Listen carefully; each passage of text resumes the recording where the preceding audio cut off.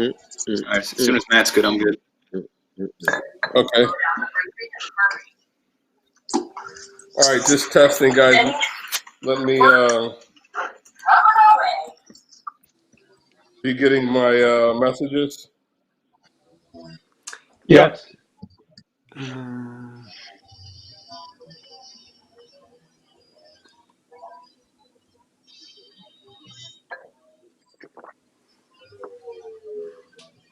You good now, Len? Okay. Cool. All right, guys. Let's give it a whirl. Yep. 2 more seconds. Stand by. Okay.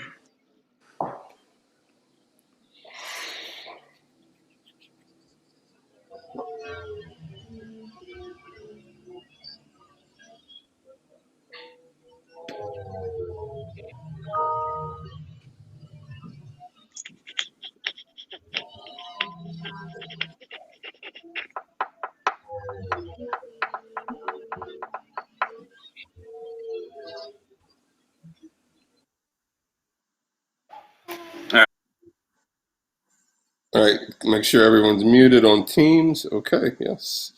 All right, Cole. Here we go. Ready to Good go? energy, everybody. 5, 4, 3, 2, 1. Greetings and salutations. Happy Monday. Another edition of Cubs 360 presented by Miller Lite is off the tracks. I'm Cole Wright at your service. And today we're going to pick your brain. We're going to ask a few questions like we want to know who should be the Cubs opening day starter. We'll have some answers there. And we also want to know who is the biggest personality in all of Major League Baseball. But until we talk about that personality, we need to meet our personalities. Let's do the rundown. You see this man here every single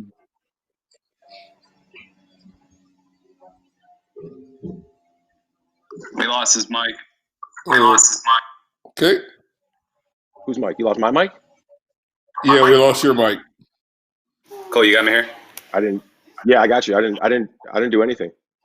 No? All good. All right. Let's do it from the still top hear me? then. I got you. Give me a 10 Yeah, count. you got me. away. 10, 9, 8, 7, 6, 5, 4, 3, 2, 1. Gotcha. Yeah, we lost your mic right when you started to tee up, Bruce. It's okay. We'll rejoin. Good energy there. We'll do it again. It's strange. I hate when that happens. I know. It's not live TV. Yeah.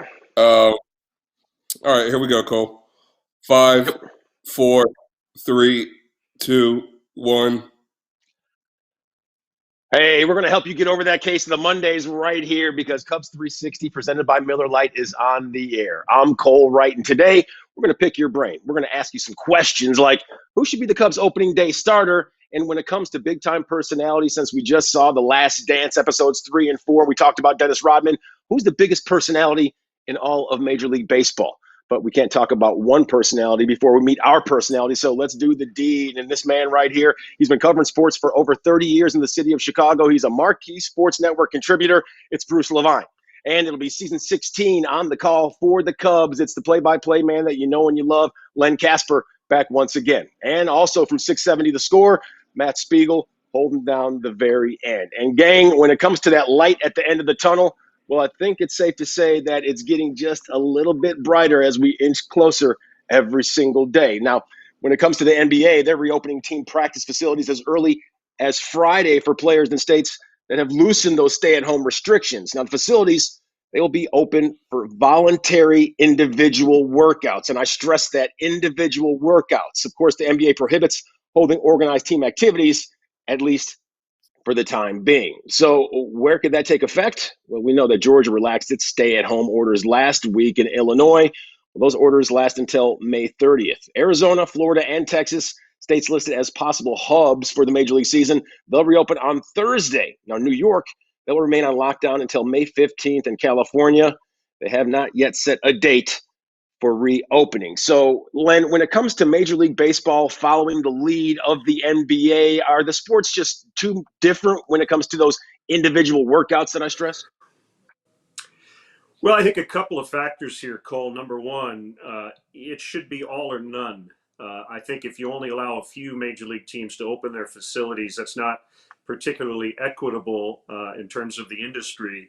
That's number one. But I think most importantly, I would be a no right now just because we don't have any sort of plan, not a concrete one, not even kind of one plan they're settling on in terms of what the schedule might look like. And I think just to be fair to all the teams, those 3 to 4 weeks of whatever quote spring training will look like are probably going to have to be what everyone relies on to get ready for the season. That seems to be the most fair thing to do.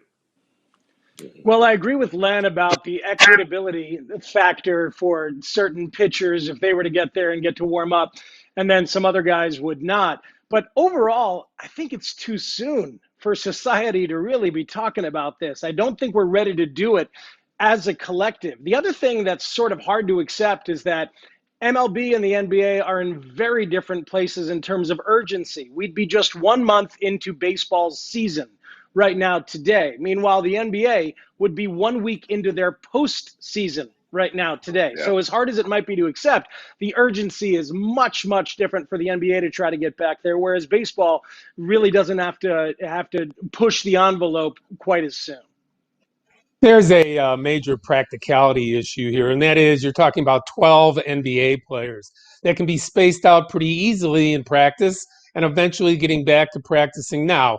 Again, when it comes to close contact, I think that we have to have more direction from the states, from the medical people in each state where they allow it to happen. But with baseball, you're going to have 50 guys in a clubhouse. That's how it's going to be when you start out with the NBA. It's more practical that they can come back earlier because of the fact that you got 12 guys and a few assistant coaches, and that's it. You have your game day personnel, you have your video people, your clubbies and like that. But with baseball, it's a whole different animal. So I think we're a little bit further away from baseball. I think it's a great sign that they're talking about opening up and getting ready to talk about sports like the NBA. But I think we're still a little bit away from talking about baseball being together. Yeah, and I would add to that, Bruce, that peer pressure does exist. And I think if 2 or 3 pitchers on a team show up at the spring camp or, at Wrigley Field or whatever, I think there'll be pressure felt by some of the other guys who may have family situations that don't allow them to be there, and they may feel like they're behind the 8 ball a little bit. And then if you have pitchers who show up, they're going to want catchers to be there too, right? So a bullpen catcher may feel a little obligated to show up when he's not totally comfortable doing that. So I think you have to be as uniform as possible in this 2020 season, whatever that season turns out to be, and make sure that everyone kind of starts around the same time to make sure everyone's comfortable doing that.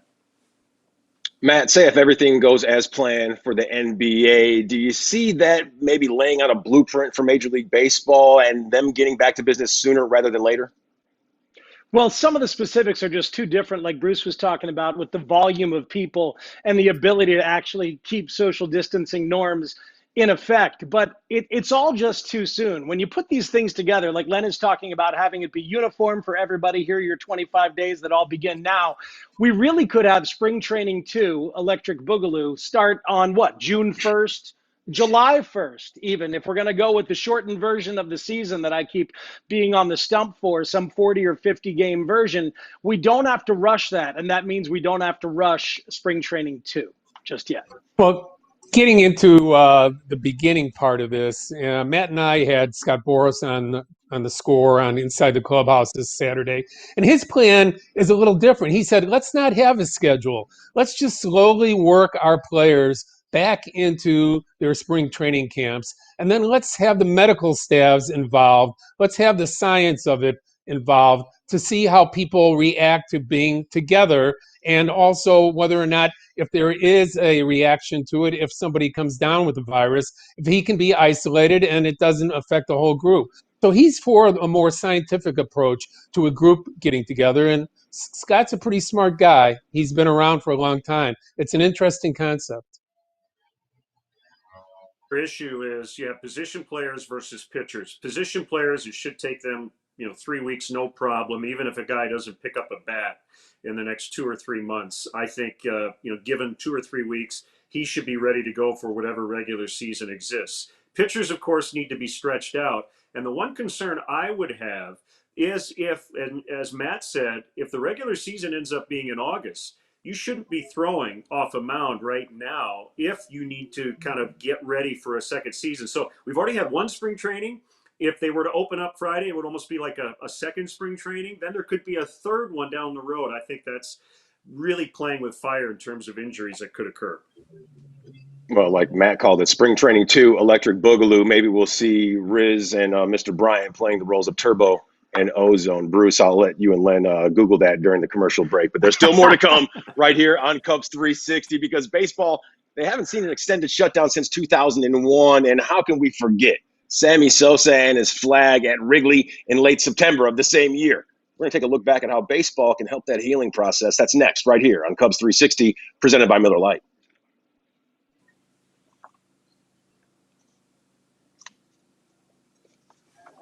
Hey, Matt, I was hoping, Oh I was trying to find a broom. that's so The broom is over there in the kitchen, so I could, do the dance. I took the risk of throwing it out there. You picked it up. Appreciate it.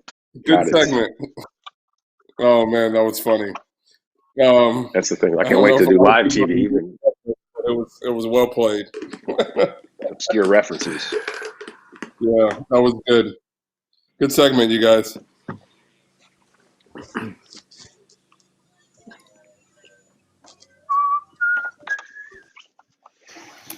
Hey, Link, can you move the mic away from your throat just a little bit? I just want to see if that helps at all.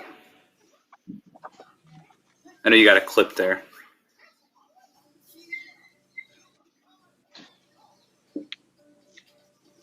Can I get a 10 count from you just to... Sure. 1, Yeah, let 2, me 3, see. 4, 5. 1, 2, 3, 4, 5.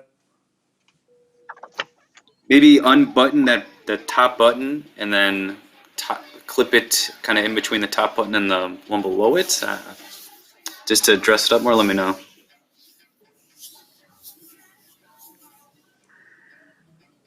And then re-button the top button when you can.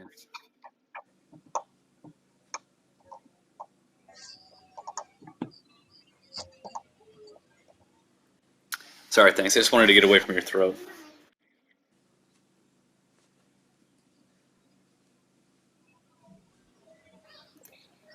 One, 10 count two, when you three. can. 1, 2, 3.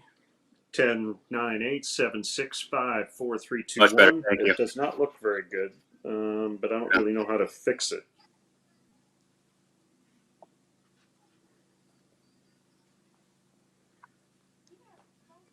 I don't know. This is a mess. Will the clip even lower? Just out of curiosity. Yeah, that might be pulling on your ear though.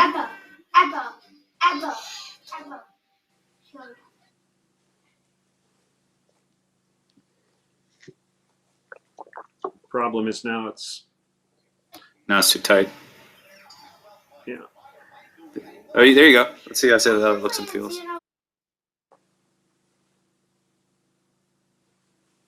Is this okay? Yeah, it's away from your throat. I appreciate that. Yeah, I think that looks fine. Okay. We'll have a topic bar up too. That'll help cover up any cords What's like that? that. But yeah, we'll have a topic bar up too. So I think you should be all right. That looks good. Thanks. Move what up? There'll be a topic bar, Lynn. Oh, I got you. Okay. And I don't. And I don't think people are at home like, oh my God, look at Len Casper's headphones set up. All right, guys.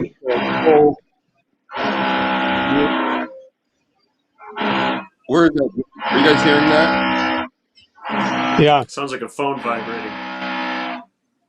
Is that your What's computer? on the phone? It's my tuck pointing. That's Bruce. I've been riding his mic the whole A block, just muting him anytime I can. So I'll continue to do this. Okay, Yeah, Matt does that every Saturday. all right. So Cole, you're gonna come in. You're gonna be on a single. You're reacting after the bump of hitting the home run on 9/27/2001. Then you're gonna read your promo for tonight, 2000s week. and then you're going to tee up the panel on how baseball can be part of the healing process once it does get going. Here, let's go to Bruce first. Okay, we'll go Bruce, then Matt, then Len. But let's go Bruce first here, and then we're just kind of off and running. So we'll have about 4 minutes to chat here, you guys. So go Bruce first. Please. Okay.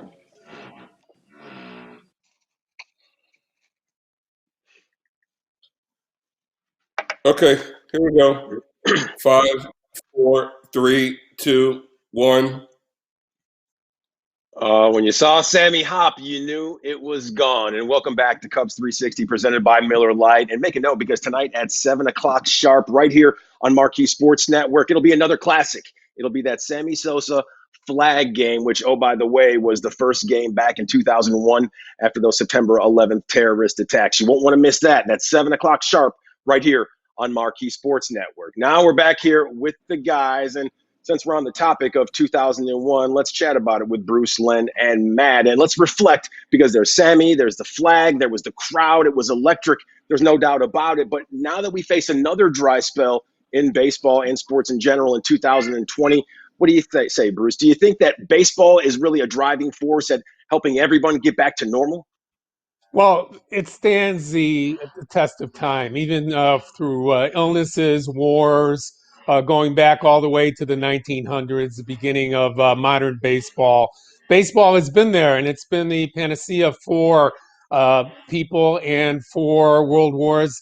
President Roosevelt during World War II insisted that baseball continues on. It was the creation back then in 1943 of women's baseball to help people get through this, have nighttime events where people could forget about all their woes. So baseball continues to be that. It's going to be welcome sight when it does come back, and it will be like it was in 2001 with Sammy running around the outfield with the flag and then hitting that majestic home run that just got into the stands and then taking that trip around the bases again.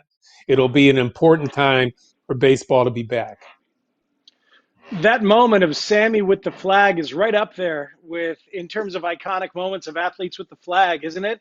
Whether it's Rick Monday saving the flag from being burned at Wrigley in the 70s, or George Foreman taking one out of his boxing trunks in 68, Jim Craig being wrapped in one after U.S. Hockey won the gold in 1980.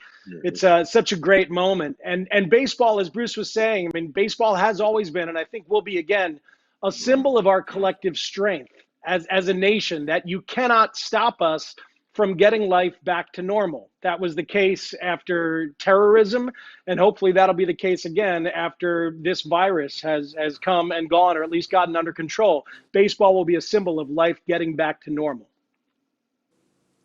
I think some of it is semantics. I really get a little nervous about saying baseball heals anything that actually matters in the world. I do think it's important, but I don't want to overstate our importance to the rest of the world. I think baseball simply being a diversion from all the ills and the bad stuff going on is important enough. And that is the way I would focus on this. The biggest difference between 2001 and potentially baseball in 2020 is that the great Sammy moment and all those moments that Matt talked about with the Miracle on Ice, all that stuff, there were tons of fans in the seats. And that's what's going to be missing this year. So I think as a diversion, as getting back into our routine of watching the game every day on television, that could be a huge thing for a lot of us. The problem's going to be if we're playing in empty ballparks, we're going to lack a little bit of that energy. But I'm willing to try it. I think everybody in baseball would love to do it. Yeah, and we talked about how electric the crowd was in that first game back at Wrigley Field after those September 11th terrorist attacks. And Len, you bring up a good point. There won't be fans in the stands when the game actually gets back, if and when it does. So, Matt, taking a look at everything that goes on right now with the game and the different outlines that they have right now, how much or how much less do we need baseball in 2020, seeing that there will be no fans out there? Well, it's possible that baseball's effect and baseball's help can be a little bit more specific in terms of this. Some businesses are going to have to choose to restart. Some corporations are going to have to choose. Some groups of 50 or more are going to have to choose to be the ones that get back together. And there are a lot of people within the game, including Scott Boras, as Bruce mentioned, who told us this on Saturday morning, that want baseball to be one of the leaders in showing that we can, as a nation, resume some level of activity. And I respect that desire for baseball to be a leader in that effect. As long as we can do it safely, it's sensible for baseball to have that role. Yeah, and the electronic sense of the game is so important to look forward to on television. You're going to see more and more impact on TV. That's where the monetization of the sport will come back again.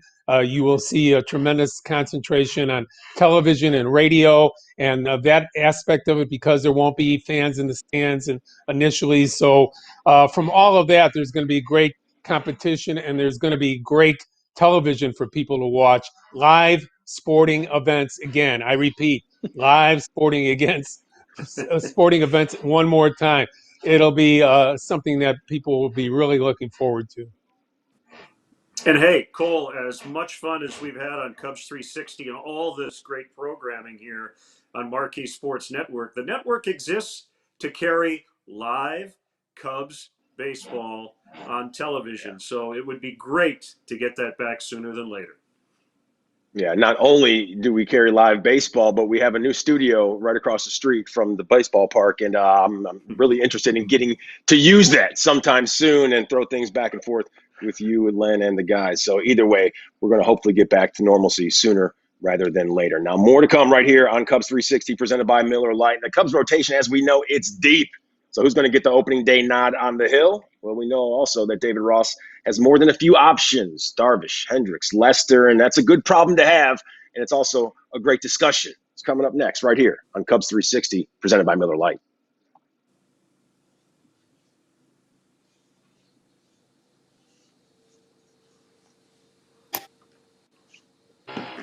All right, good job, guys. Hold on just 1 second, guys.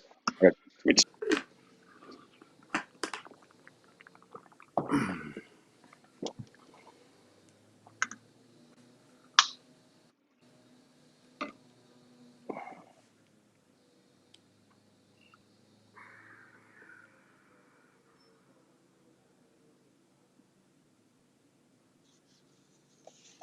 No.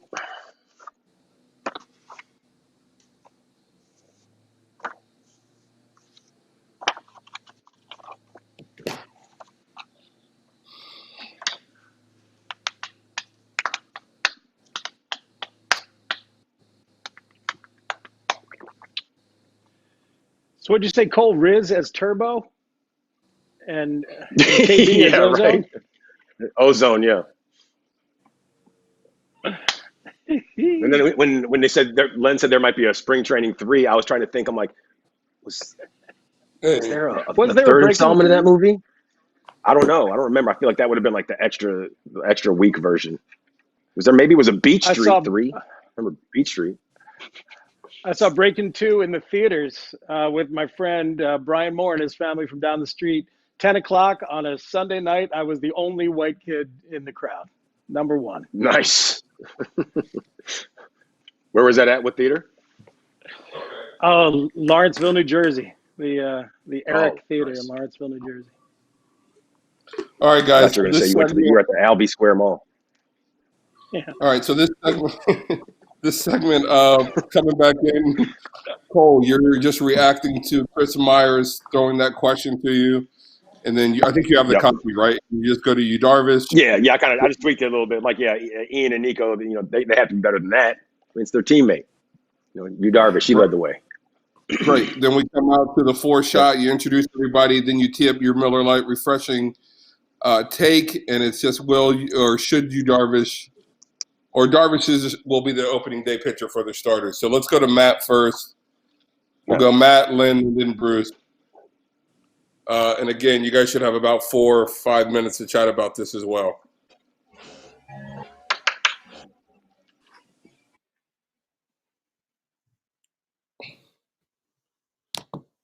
All right, here we go. 5, 4, 3, 2, 1.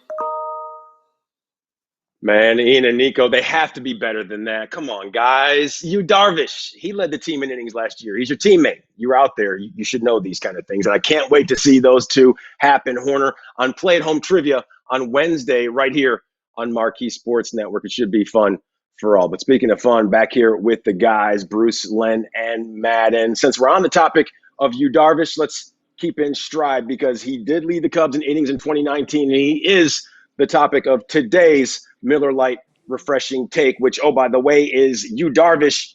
He should be the opening day starter. Matt, I'm going to go with you. What do you got? Well, John Lester has done it 8 times, 4 as a Cub, 4 as a member of the Red Sox. He's tied for second among active pitchers with Clayton Kershaw in that regard. Justin Verlander has done it 11 times. But Yu Darvish is thoroughly deserving, both in the short term, historically, and in the long term, historically, because I don't know if people realize just how good he is. In a swing and miss league, Yu Darvish is the active career leader in strikeouts per 9 innings. He heads the top 5 that includes Chris Sale, Steven Strasburg, Max Scherzer, and Jacob deGrom. Darvish is at the top of that. So he's one of the best in the game and certainly deserving of the opening day start. As partial as I am to the professor in terms of not getting the accolades he deserves, Kyle Hendricks has never been an opening day starter, has never been an all-star, and I hope he gets to do both of those things at some point in his career. This is not about spreading the wealth. It's about who deserves it the most. It has to be Yu Darvish. He was the best Cubs starter and one of the best in the league in the second half last year. He went from the highest walk rate in baseball to the lowest. And assuming everything else is good, he's healthy and ready to go, Yu Darvish has to be the first guy to throw a pitch for me here in 2020. Well, I have a different take on it. It is going to be baseball 2020 style. Therefore, teams will need an opener. And the Chicago Cubs have no better candidate than Alec Mills to do that at least twice a week. So you're going to look at a truncated form of starting pitcher, especially at the very beginning. Alec Mills is my opener, with Darvish coming in the second or third inning. And Mills can do it more than once in the first rotation. I see different types of styles, guys coming in and pitching 3 innings, 4 innings at tops, and that might be the whole thing for a whole year. You might have 6 or 7 starting pitchers depending on when this thing starts and how many games they end up playing. How oddly and maybe appropriately anticlimactic would that be, that we wait so long for baseball and then we get Alec Mills for pitch number 1? It's a nice bonus for David Ross, by the way, that both Kyle Hendricks and John Lester have the humility to know that Yu Darvish should be getting the opening day start, if that is indeed the way it goes. So in terms of the symbolism of it and the possible personal effect of getting that nod and getting that opportunity, there's every reason to give that nod and confidence to Yu Darvish, knowing that everybody else in the rotation can handle it. Yeah, we can always count on Bruce to throw us a curveball. Having an opener on opening day, it's very fitting. But Len, when it comes to that opening day start, Yu Darvish hasn't started on opening day since 2017. That's when he was a member of the Texas Rangers. But more or less, is it an ego thing getting that starting nod on opening day? Oh, I think every pitcher loves to do it. I do think John Lester, as much as he has said all the right things, he would easily take the ball if given to him. And I have to just say, I give Bruce a lot of credit here because that is a very forward-thinking plan for the Cubs to go into the Tampa Bay Rays mode of the opener. The Cubs, interestingly enough, as on the cutting edge as they've been in terms of starting pitching, they've been very old school and they have really never gone to a flat out opener. They've used relief pitchers to start, but have never really called it as such. So I would be surprised if they do that, especially early in whatever season and the form it takes this year. But I like the way you think, Bruce, and we might have to text that to David Ross. I agree with both you guys. Darvish is certainly the most deserving of the starting pitchers.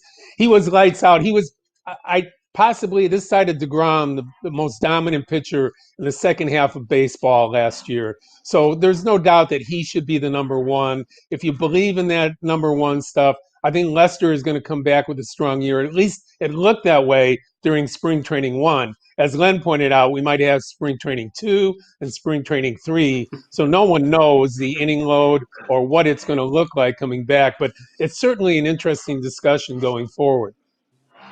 Yeah, Bruce, you should have just rephrased it when I asked you who's going to get the opening day start. You should have just said Johnny Holstaff, because if they're going with it with an opener, that's pretty much the way that we would go. Now, still more to come right here on Cubs 360, presented by Miller Lite, including Dennis Rodman.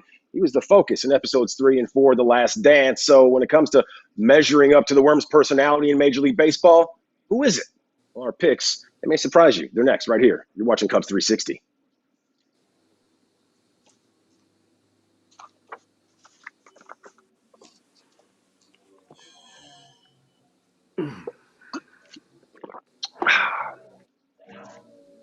All right, guys. One more block here. Good stuff. I think you guys did a really good job with that topic. So let's just go down the line here, Cole. We'll just go Bruce, Lynn, and then Matt. You guys will each have about 20 seconds here for your answer, okay? So we have about a little less than 90 seconds for this segment. So, Cole, hey, Kevin, we're just going to start on a 4 shot, and then just Cole's going to tee it up, and then we're just going to go. So should be a quick segment here. Yep. Copy that.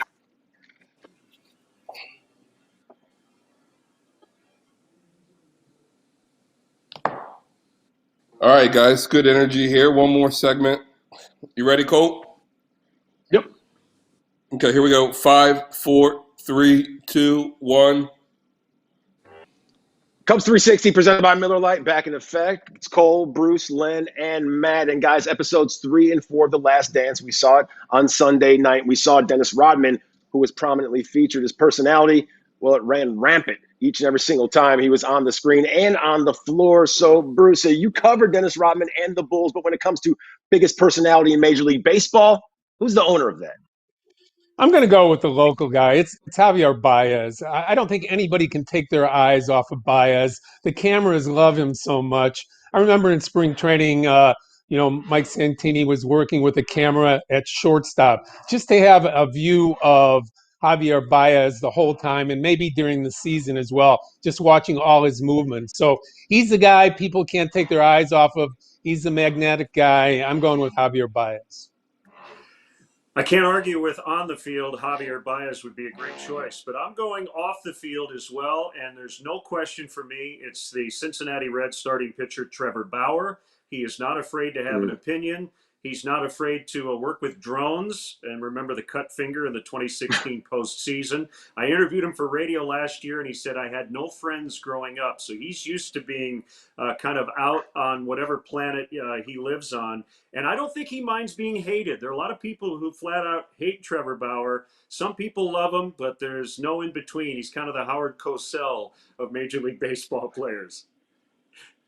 Bauer is a great answer. Zach Greinke is another option in terms of a mercurial pitcher who's very odd and sometimes gets his own rules. But where is Yasiel Puig? I know the man doesn't have a team, but you've got the colored hair. You've got the licking of the bats. What you don't have is quite the excellence that you had with Rodman. That's the thing about Rodman. He was a genius as a rebounder. So if I could go recent history, I'd grab you Manny Ramirez and say that was the Dennis Rodman of baseball. Weird, but brilliant, just the same. I like where you're at with that, Spigs. I was going to go with a Big Papi. So Manny Ramirez, Big Papi. Obviously, those guys not in the game anymore, but their personalities as electric as they come. And now it's time for us to pull the plug on that electricity because Cubs 360, well, we have run our course. So for everyone at Marquee Sports Network, including Bruce, Len, and Matt, I'm Cole Wright. We'll see you tomorrow. Have a good one.